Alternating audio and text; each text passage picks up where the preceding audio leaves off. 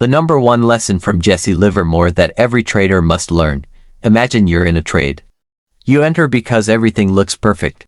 Your analysis says buy. The setup looks strong. You have a clear entry. You have a target, and most importantly, you have a stop loss. But then the market moves against you. At first, it's only a small loss. You tell yourself, it's probably just a pullback. Then the loss gets bigger. You move your stop loss. I'll give it a little more room. The market falls again. Now you're thinking, it has to come back. And before you realize it, a small planned loss has become a massive loss. This is one of the most dangerous mistakes a trader can make. And more than a century ago, Jesse Livermore learned this lesson the hard way. Jesse Livermore became one of the most famous traders in financial history. He made enormous amounts of money during major market movements. But he also lost enormous amounts of money, and that's exactly why his story is so valuable. His greatest lessons didn't come only from his winning trades. Some of his most important lessons came from his failures. And one principle stands above almost everything else. When you're wrong, get out. Don't argue with the market. Don't hope. Don't pray for a reversal.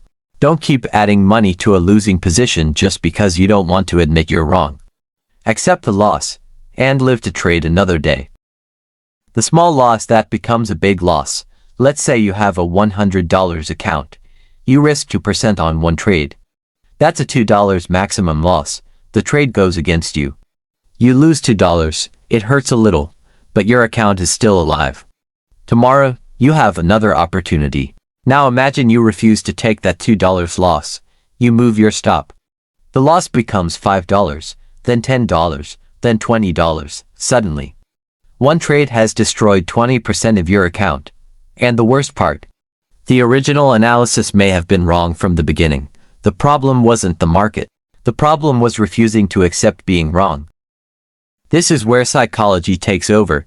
Trading isn't difficult only because of charts. It's difficult because you're dealing with yourself. Your ego doesn't want to admit you're wrong. Your emotions don't want to accept a loss. Your brain starts creating stories. The market will reverse. It's only temporary. I've seen this happen before. I'll close it when I'm back in profit. And sometimes, the market does reverse. That's what makes this dangerous. Because when holding a losing trade works once, you learn the wrong lesson. You start believing that holding losers is a strategy. Until one day, the market doesn't reverse. And that one trade wipes out weeks or months of progress. Jesse Livermore's lesson. Livermore understood that losses were part of the business. A professional trader doesn't try to avoid every loss. That's impossible. Instead, the professional focuses on controlling the size of the loss. You don't need to be right every time. You need to make sure that when you're wrong, you're not destroyed. That's the difference between a trader who survives for years and a trader who blows an account in a few weeks. And here's the question you need to ask yourself before your next trade. If this trade proves me wrong, will I accept the loss? If your answer is no, you shouldn't enter the trade. Because the moment you enter without being willing to accept the loss, you've already lost control. And in trading, losing control is far more dangerous than losing one trade. Part 2. The mistake that destroys traders. There is one mistake that separates struggling traders from traders who survive for years. And it's not choosing the wrong indicator. It's not entering at the wrong time. It's not even having a bad strategy. It's something much more dangerous, refusing to accept that you're wrong. Think about what happens when you enter a trade. At the beginning, you feel confident. You've analyzed the chart. You've identified your setup. You believe the market is going in your direction. Then, the market moves against you, just a little. You don't panic. You tell yourself, it's normal. The market is just pulling back. Then the loss becomes larger. Now you start watching every candle. You start hoping. You stop thinking objectively. And suddenly, you're no longer following your trading plan. You're negotiating with the market. This is where many traders make their biggest mistake. They move their stop loss, not because their analysis changed, but because they don't want to take the loss. There's a huge difference. If your original setup is invalidated, moving your stop doesn't make the trade better. It simply gives the losing trade more room to hurt you. And once you start doing this, One bad trade can become several bad trades. Jesse Livermore understood something that every trader needs to understand. The market doesn't care about your entry price. It doesn't care how much time you spend analyzing. It doesn't care how confident you were. And it doesn't care how badly you want the trade to win. The market simply moves. Your job isn't to control the market. Your job is to control your risk. Imagine two traders. Trader A loses 2% on a trade. He closes it. He reviews what happened. Then he waits for the next opportunity. Trader B refuses to accept the loss. He moves his stop. The loss becomes 5%. Then 10%. Eventually, one trade destroys a huge portion of his account. Both traders were wrong. But only one of them protected his future. That's the lesson. Being wrong isn't what destroys your account. Refusing to accept that you're wrong does. And this is why Jesse Livermore's story is so important. He didn't become legendary because he never lost.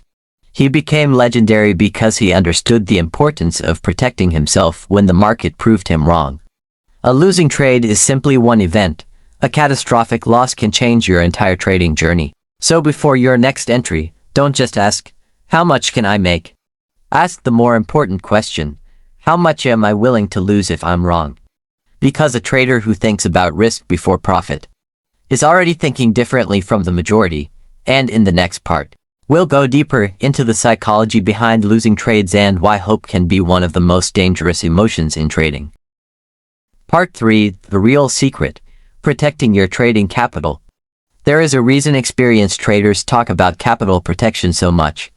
Because your trading capital is not just money. It is your ability to participate in the next opportunity. Lose a small amount, you can recover. Lose a large amount, the mathematics become much harder. And this is where Jesse Livermore's philosophy becomes extremely important. He understood that making money and keeping money are two completely different skills. A trader can make a spectacular profit in 1 month, and still become a terrible trader if they don't know how to protect it. Let's look at the mathematics. Imagine you lose 10% of your account. You now need roughly an 11.1% gain just to return to where you started. Lose 20%, you need 25% to recover. Lose 30%, you need about 40.9%. Lose 50%, you need 100%. And if you lose 80%, you need a 400% gain just to get back to the starting point. That's why professional trading isn't about trying to make the biggest possible profit on every trade. It's about avoiding damage that becomes difficult to repair. This changes the way you should look at a trade. A beginner sees an opportunity. A professional sees two things, opportunity and exposure. The opportunity is what you could make. Exposure is what you could lose while trying to make it. Both matter if you only think about the reward. You're looking at half the picture. This is especially important when trading a small account. Let's say you have $100. You see a setup that looks perfect. You think, if I risk $20, I could make $40. It sounds attractive, but now imagine you lose. Your account drops to $80. Then you take another aggressive trade. You lose again. Now you're at $64. You haven't just lost money, you've lost flexibility. You've reduced your ability to recover through normal, controlled trading. And that is the trap many small account traders fall into. They try to grow the account quickly, and accidentally make the account fragile. Jesse Livermore's career teaches another important lesson. The size of the position matters. A great market idea can still become a terrible trade if the position is too large. You could have the correct direction, the correct analysis, and even the correct timing. But if your position size is excessive, one unexpected move can create a devastating loss. The market doesn't have to be completely wrong for you to lose. You can be right about the market, and still be wrong about your risk. There's another principle here that many beginners overlook. You don't need to trade every opportunity. Markets create thousands of price movements. But not every movement deserves your money. A professional trader can watch a market move hundreds of pips, and do absolutely nothing.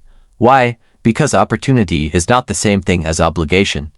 You don't have to participate just because the market is moving.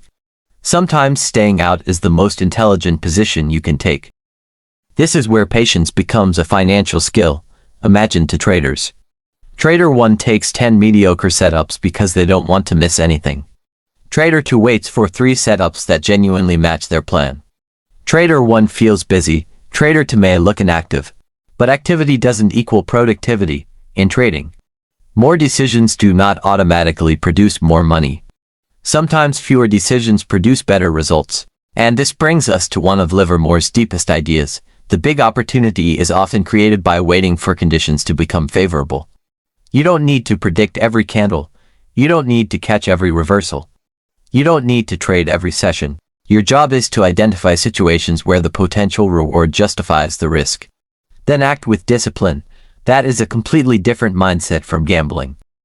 So before your next trade, don't ask, how much can this trade make me? Ask, if this trade fails, will my account still be completely healthy? If the answer is yes, you are thinking about survival. And survival comes before growth, because the trader who survives long enough gets another opportunity, and another, and another. But the trader who destroys their capital doesn't get to participate. In the next part, we'll explore something even more powerful, why Livermore believed traders should not try to predict every market move and how learning to wait for confirmation can completely change the way you trade. Part 4. The power of waiting for confirmation. One of the most expensive habits in trading is trying to be early. A trader sees a market falling, and immediately thinks, this must be the bottom. The price moves slightly higher. They feel brilliant, then the market drops again. Now they're trapped. This is where Jesse Livermore's approach becomes especially interesting. He wasn't interested in being the first person to discover an opportunity. He wanted evidence that the market was actually moving in the direction he expected. There is a huge difference between anticipating a move and confirming a move. The problem with prediction feels intelligent. You look at a chart, you identify support. You see an oversold condition, you notice a possible reversal pattern.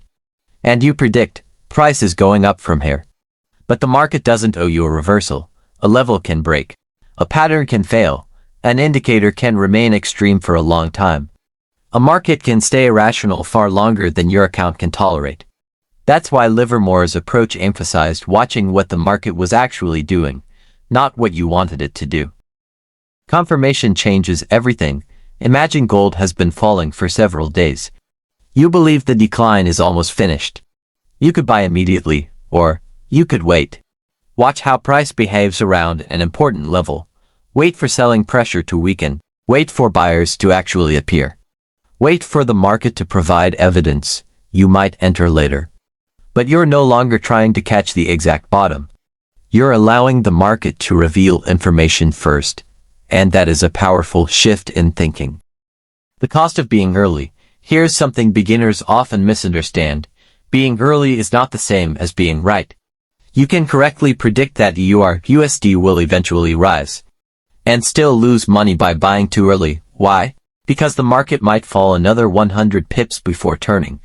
Your long-term idea could be correct, but your timing could be completely wrong. Trading is not simply about direction. It's about timing, risk, and execution. Livermore learned this through experience. Let the market prove you right. This is one of the most useful concepts you can take from his philosophy. Don't demand that the market follow your prediction. Let the market prove your idea. If your thesis is bullish, you want to see bullish behavior. If your thesis is bearish, you want to see bearish behavior. The market should confirm your reasoning, not the other way around. This creates a different kind of trader. The impatient trader says, I know where price is going. The disciplined trader says, I have a scenario. Now I'll watch the market to see whether it confirms it. That difference may sound small, but psychologically, it's enormous. The first trader becomes emotionally attached to a prediction. The second trader remains flexible. And flexibility is incredibly valuable, because the market can change. Your opinion can change, your analysis can change. But your risk management must remain stable. Waiting is not doing nothing. Some traders think waiting means being inactive. It doesn't. Waiting is analysis. While you're waiting, you're gathering information. You're watching price behavior. You're studying volume or momentum if those are part of your system. You're observing whether your key levels hold. You're preparing your entry. You're defining your invalidation point. You're calculating your risk by the time you enter. You should know exactly why you're there. The missed trade. Here's where psychology gets difficult. Sometimes you wait, and the market moves without you. Price takes off. You watch the trade you wanted move hundreds of pips, and you think, I should have entered earlier. This is where many traders make their next mistake. They chase. They enter after the move has already happened. Why? Because they are afraid of missing out. But missing one trade isn't dangerous. Entering a bad trade because you missed the good one is. There will always be another setup. The market will open tomorrow. Another session will come. Another opportunity will eventually appear. Your job isn't to capture every move. Your job is to protect yourself until the right move appears. The deeper lesson, Jesse Livermore's philosophy wasn't simply about buying or selling. It was about observation, watch, wait, recognize, act, then manage the position. That sequence is completely different from predict, enter, hope, panic, and pray. The first is a process. The second is gambling. So the next time you see a chart and feel an overwhelming urge to enter immediately, stop, take a breath. Ask yourself, am I seeing confirmation or am I simply predicting what I want to happen? That question can save you from countless unnecessary trades. Because sometimes, the best signal isn't an indicator. It's the market finally showing you that your idea is working. And in the next part, we'll examine another critical lesson from Livermore: why a trader can be completely right about the market and still lose money. Part 5. Being right isn't enough. There is a dangerous belief in trading that if your analysis is correct, you should automatically make money. It sounds logical, but it isn't. You can correctly identify the direction of a market and still lose. You can correctly identify a major trend and still lose. You can even correctly predict where price will eventually go and still lose your account. How? Because being right about direction is only one part of trading. The other parts are timing, position size, risk, and execution. And this is one of the most important lessons hidden inside Jesse Livermore's career. Imagine you analyze EUR/USD. Your conclusion is that the pair is going higher. You enter a buy, but instead of moving immediately, price falls. You remain convinced that your analysis is correct. So you hold. Then price falls further. You add another position, then another. Eventually, the market finally turns upward. Your original prediction was correct, but your account has already suffered enormous damage. You were right, and still traded badly. That's the paradox. A correct prediction does not guarantee a profitable trade. The market can be right before you are. This is especially important for traders who focus heavily on forecasting. They spend hours trying to determine, where will price go? But professional thinking asks a different question. What will I do if price doesn't behave as expected? That's risk management. Your prediction tells you what you expect. Your risk plan tells you what you'll do when reality disagrees, and reality always gets the final vote. Position size can destroy a good idea. Let's say you have a $1,000 account. You identify an excellent setup. Your analysis is strong. But instead of risking a small percentage, you open a position that exposes you to a $300 loss. Suddenly, the quality of your analysis doesn't matter as much. One unexpected move, and you're down 30%. Now you need a huge recovery just to get back to where you started. The setup wasn't necessarily bad. The risk was. This is why professional traders don't simply ask, is this a good trade? They ask, is this a good trade at this position size? Don't confuse conviction with certainty. You can have strong conviction. You should have a reason for entering. But you should never confuse conviction with certainty. There is no trade that comes with a guarantee. The market can surprise you. News can change sentiment. Liquidity can disappear. Volatility can explode. A beautiful technical setup can fail in seconds. That's not necessarily a failure of analysis. It's simply part of dealing with an uncertain environment. The professional response isn't, how could the market do this to me? It's, my scenario failed. What now? The professional's advantage, The professional trader doesn't need to know exactly what happens next. They need to be prepared for several possibilities. If price moves as expected, they manage the trade. If price invalidates the idea, they exit. If conditions aren't clear, they wait. That flexibility creates an enormous advantage.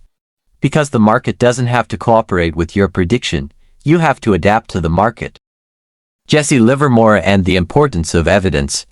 Livermore's experience repeatedly reinforced the importance of observing actual market behavior. A trader can have an opinion, but the market provides the evidence. If the evidence changes, the trader must change. That's not weakness. That's professionalism. Being flexible doesn't mean having no strategy. It means your strategy includes the possibility of being wrong. Your ego wants to be right. Here's the psychological trap. Your ego doesn't just want to make money. It wants to be correct. When you enter a trade, your brain starts identifying with the position. You stop saying, I bought USD, and start thinking, USD is going up. That subtle change matters. Now every bearish candle feels like a personal attack. You defend the trade. You search for information that supports you. You ignore information that contradicts you. And slowly, you're no longer analyzing the market. You're defending your opinion. Separate yourself from the trade. A trade is not an identity. A losing position doesn't mean you're a bad trader. A winning position doesn't mean you're a genius. They're simply outcomes. Your job is to execute your process. That's it. You can have 5 losing trades and still be following an excellent process. You can have 5 winning trades while taking terrible risks. Short-term results can be misleading. Process is what matters over a large sample of trades. The real question, so before your next trade, don't ask, am I right? Ask, what evidence would prove me wrong? Then decide exactly what you'll do if that happens. That single question creates distance between you and your prediction, and that distance is powerful. Because when the market moves against you, you won't need to invent a decision in the middle of panic. You already made it before entering. That's what disciplined trading looks like. The greatest traders aren't people who predict everything perfectly. They're people who know how to respond when their predictions fail. And that's a much more realistic definition of trading skill. In the next part, we'll look at something that destroys even technically skilled traders, the temptation to make money back immediately after a loss and why revenge trading can turn one bad trade into a disaster. Part 6, the revenge trade, when one loss becomes a disaster. There is a moment every trader eventually faces. You take a trade, it loses. You close the position, the loss is manageable. But then something changes. You look at your account balance, and you don't want to accept what you see. Your mind starts calculating. I can make that money back on the next trade. That's the beginning of a dangerous cycle. The next trade isn't based on your setup anymore. It's based on your previous loss. And the moment you start trading to recover money, you're no longer trading the market. You're trading your emotions. The psychology of revenge trading. Revenge trading doesn't always look aggressive. Sometimes it looks completely reasonable. You might tell yourself, I'll just take one more trade. Or, this setup is actually very good, but underneath that decision, there may be one hidden motivation. You want your money back. That's a problem. Because the market doesn't know you lost money 5 minutes ago. It doesn't owe you a winning trade, and it certainly doesn't care about your account balance. The next setup has no responsibility for the previous one. The trap gets bigger. Imagine you risked $10 on your first trade. You lose. Now you're down $10. Instead of following your normal risk plan, you decide to risk $20. You lose again. Now you're down $30. Frustration increases, so you double again. Now you're risking $40 or $50 just to recover what you've lost. One losing trade has become a chain reaction, and eventually, the size of your next decision has nothing to do with the quality of the setup. It is determined by the size of your frustration. That's how accounts disappear. Jesse Livermore's career shows the danger. Livermore experienced enormous wins and devastating losses throughout his career. His story demonstrates that making money in the market is not the same as keeping it. There were periods when he rebuilt his fortune after major setbacks. But the lesson isn't that you should take huge risks because you can always recover. The lesson is almost the opposite. Never allow one emotional decision to determine the future of your account. A trader who survives a loss can come back tomorrow. A trader who reacts emotionally can turn one loss into a chain of losses. Your next trade is not your recovery trade. This is a powerful mindset shift. After losing $20, your next trade isn't, I need to make $20. It's, is there a valid setup right now? If the answer is no, you don't trade. It doesn't matter whether you're down $5, $50, or $500. The market doesn't change its rules because you lost money. Your job is to follow the same process regardless of the previous result. Why professionals don't chase losses? Professional traders understand something beginners often learn too late. Losses are part of the statistical distribution of trading. Even an excellent strategy can produce several losing trades in a row. That doesn't automatically mean the strategy is broken. It means probability is working. If you risk a consistent amount on every trade, one losing trade remains one losing trade. But if you increase your risk every time you lose, the losing streak becomes dangerous. You're no longer allowing probability to work. You're allowing emotion to control position size. The reset. So what should you do after a significant loss? First, step away, not forever. Just long enough to reset your thinking. Look at the trade objectively. Was the setup valid? Did you follow your rules? Was your risk appropriate? Did you make an execution mistake? Or was it simply a normal losing trade? Those are completely different situations. If you followed your plan and lost, there may be nothing to fix. You don't need revenge. You need another opportunity. Protect your decision-making. Here's something most traders underestimate. Your greatest asset isn't your trading account. It's your ability to make rational decisions. Money can be deposited again. A bad trade can be closed. But if you train yourself to respond to losses with impulsive behavior, that habit can follow you through every account you ever trade. That's why emotional discipline matters more than one day's result. The bigger lesson, Jesse Livermore's story isn't valuable because he found a secret formula for never losing. He didn't. Nobody has. His story is valuable because it exposes the psychological battles that every serious trader eventually faces. The desire to win, the fear of losing, the temptation to chase, the difficulty of sitting out, and the struggle to remain objective when money is on the line. That's the real battlefield. It's not the chart, it's your decision-making. So after your next losing trade, don't ask, how can I make this money back? Ask, did I follow my process? If you did, accept the result. If you didn't, identify the mistake, then reset, because your next trade deserves to be judged on its own merits, not punished for what happened before it. Part 7, The Power of Doing Nothing. There is a strange reality about trading that beginners often discover too late. Sometimes, the hardest decision isn't knowing when to buy. It isn't knowing when to sell. It's knowing when to do absolutely nothing. In a market that moves every second, doing nothing can feel like missing an opportunity. Candles are forming, prices are moving, news is breaking. Other traders are posting screenshots of winning trades. And suddenly, you feel like you need to participate. But Jesse Livermore understood something very different. A trader doesn't get paid for being active. A trader gets paid for being right when the opportunity is worth taking. The addiction to action. Imagine you open your trading platform. You don't have a setup. USD is moving sideways. Gold is moving unpredictably.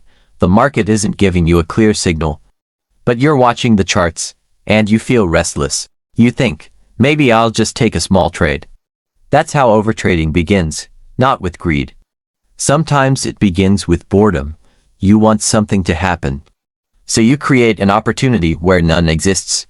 And once you're in the trade, your emotions suddenly become involved. A random market movement becomes your problem. Livermore's greatest advantage, one of Livermore's most important ideas, was the value of waiting. He understood that the market would always produce another opportunity. That mindset creates enormous freedom. You don't have to force a trade. You don't have to catch every movement. You don't have to prove that you're a trader by constantly trading. You can simply wait. Wait for the market to become clear. Wait for the conditions you understand. Wait until the potential reward justifies the risk. Then, act. Think about a hunter. Imagine a hunter sitting quietly in the forest. He doesn't shoot at every animal he sees. He waits for the right opportunity. Hours might pass. Nothing happens. From the outside, it looks like he's doing nothing. But he's actually doing something extremely important. He's selecting. Trading is similar. Your advantage doesn't come from participating in every movement. It comes from selecting the situations where your strategy has the best chance of working. The cost of overtrading. Suppose your strategy produces 10 excellent opportunities in a month. But instead of taking those 10, you also take 30 random trades. Now your results are being influenced by decisions your strategy was never designed to make. Your edge becomes diluted. Your transaction costs increase. Your emotional stress increases, and your attention becomes scattered. You don't just lose money from bad trades. You lose clarity, and once clarity disappears, decision-making becomes difficult. The difference between patience and fear. Now, there's an important distinction. Waiting doesn't mean being afraid to trade.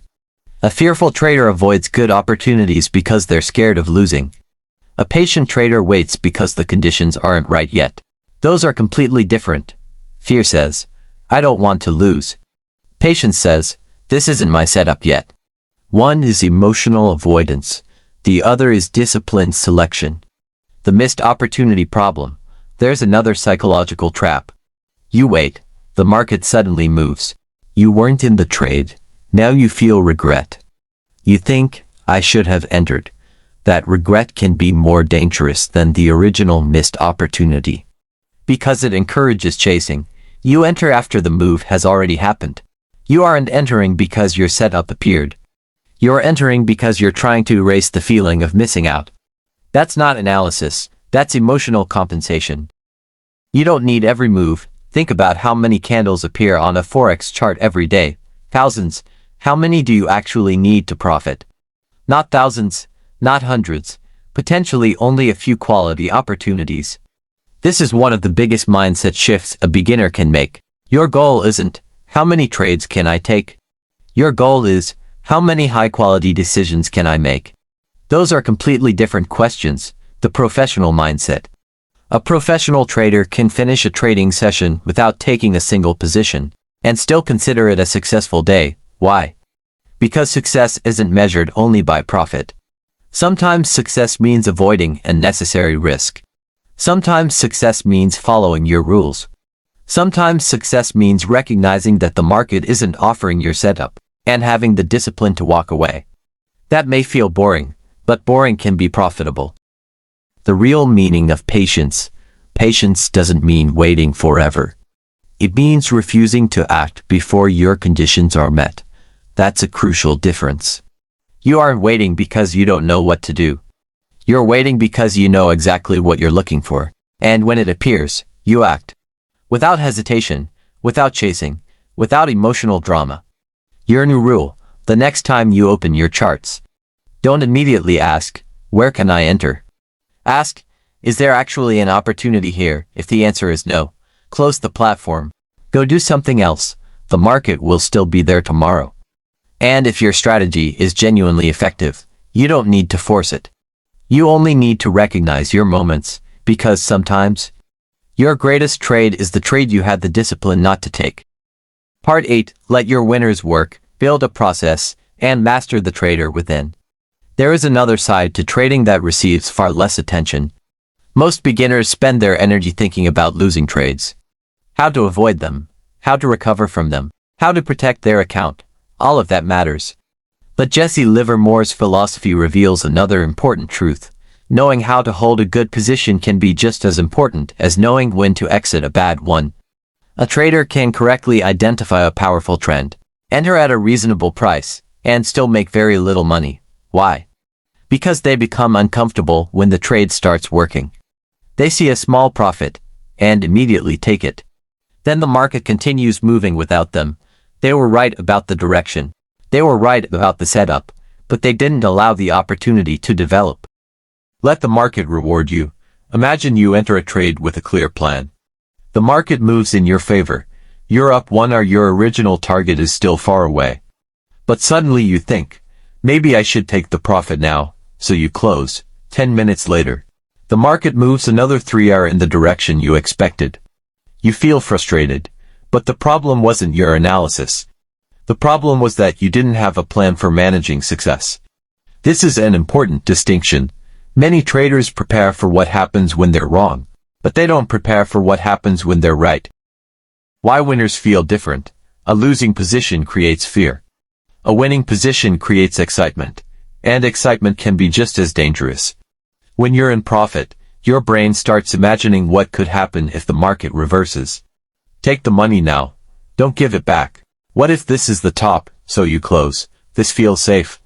But if you repeatedly take small profits while occasionally suffering large losses, your overall trading results can become poor even if you win frequently. That's why trading isn't simply about your win rate. It's about the relationship between your wins and your losses. Think in probabilities. Suppose a trader loses $10 when wrong, but makes $30 when right. They don't need to win every trade. They could lose several trades and still remain profitable if their winners are allowed to compensate for their losses. But there's a catch. They need discipline. They need to avoid destroying their risk-to-reward structure by cutting every winner too early. This doesn't mean you should blindly hold every profitable trade. It means you should have a reason for entering, and a reason for exiting. Your exit should be part of the plan, not a reaction to temporary emotion. Build a trading process, and this leads to another lesson. If you want to become consistent, you need a repeatable process, not a collection of random decisions. Your process might look like this. First, identify the market environment. Is the market trending, ranging, volatile, and clear? Second, wait for your setup. Don't invent one because you're bored. Third, define your entry. Fourth, define where your analysis becomes invalid. Fifth, calculate your position size based on your risk. Sixth, define how you'll manage the position. And finally, record the result. This turns trading from improvisation into a structured activity. Your trading journal is a mirror. One of the most powerful tools a trader can use is a trading journal. Not because a journal magically improves your strategy, but because it exposes your behavior. Write down, why did you enter? What was the setup? What was your risk? Where was your stop? Where was your target? What happened, most importantly? How did you feel? Were you afraid, excited, impatient, angry? Did you move your stop? Did you close too early? Did you chase the trade? After 50 or 100 trades, patterns begin appearing. And those patterns may reveal something your chart never could. They reveal you. Your strategy isn't the whole problem. A trader might spend months searching for the perfect strategy, a new indicator, a new entry model, a new signal, a new mentor, a new market, but sometimes the strategy isn't the problem, the execution is. A trader can have a profitable method and still lose because they take trades outside the rules. They increase risk after losses. They enter too early. They exit randomly. They overtrade. They don't follow their own system. This is why Jesse Livermore's story isn't simply about finding the right market direction. It's about learning how to operate when money and emotions are involved. The ultimate lesson, and now we reach the most important lesson. Jesse Livermore didn't prove that you can predict the market perfectly. He proved something more useful. You don't need to predict everything. You need to recognize opportunity, manage risk, and remain disciplined enough to act when the conditions are right. That's the real skill. The market will always contain uncertainty. There will always be losing trades. There will always be unexpected news. There will always be periods when your strategy struggles. You cannot control those things, but you can control your response. The trader you become, eventually, trading stops being about finding the next perfect entry. It becomes about becoming a better decision maker. Can you wait? Can you accept a loss? Can you avoid revenge? Can you protect your capital? Can you follow your rules after 3 losing trades? Can you remain calm after 3 winning trades? Can you walk away when there is no setup? Can you let a good trade develop without panicking? Those questions reveal your level as a trader, not the number of indicators on your screen, not how complicated your strategy sounds, not how many trades you take. Your behavior is your edge. The Jesse Livermore test. So here's a challenge. Before your next trade, write down 5 things. Why am I entering? What would prove my idea wrong? How much am I risking? What will make me exit? And finally, am I taking this trade because my system says so or because I want to make money right now? That final question is powerful, because sometimes the market isn't your biggest enemy. Your urgency is. One last story. Imagine 2 traders beginning with the same amount of money. The first trader wants to become rich quickly. He takes oversized positions, trades constantly, chases losses, changes strategies every week, and measures success by today's profit. The second trader has a different goal. He wants to survive. He risks a controlled amount, studies his mistakes, waits for his setups, keeps records, accepts losing periods, and focuses on improving his process. At the beginning, the first trader may look more successful. He may even make more money, but over time, the second trader has something far more valuable, a system he can continue using. That's the difference between chasing money and building a trading career. Jesse Livermore's legacy. Jesse Livermore's life was extraordinary. He experienced enormous victories. He experienced devastating losses. He became wealthy. He lost fortunes. He rebuilt himself, and throughout that journey, his experiences revealed something timeless about speculation. The market doesn't reward your confidence. It doesn't reward your intelligence. It doesn't reward how badly you want to win. It rewards disciplined decision-making over time. And perhaps the greatest lesson of all is this: your job isn't to force the market to give you money. Your job is to wait for an opportunity, take calculated risk, and protect yourself when you're wrong. If you're watching this because you're trying to become a better Forex trader, don't focus only on making money. Focus on becoming the type of trader who can handle money. There's a difference. Anyone can make money on a lucky trade. The real challenge is keeping your discipline when the market becomes difficult. So learn to cut losses, learn to wait, learn to protect your capital. Learn to let good opportunities develop. And most importantly, learn to control yourself. Because every chart you open, every trade you enter, every decision you make, is ultimately a test of your psychology. Jesse Livermore's story isn't a blueprint for becoming rich overnight. It's a warning against impatience, a lesson in discipline, and a reminder that survival comes before success. The market will still be here tomorrow. You don't need to catch every move. You don't need to win every trade. You don't even need to be right most of the time. You need a process, you need discipline, and you need the patience to let probability work. So the next time you sit in front of your charts, remember this: protect your capital. Respect the market. Wait for your opportunity. And when you're wrong, get out, because the greatest trader isn't the person who never loses. It's the trader who knows how to lose without destroying everything, and knows how to stay in the game long enough for the right opportunities to appear. This is mental edge trading, and if you're serious about mastering not only the market, but the mind behind the trader, subscribe, because the next lesson may not change your strategy. It may change you. See you in the next video.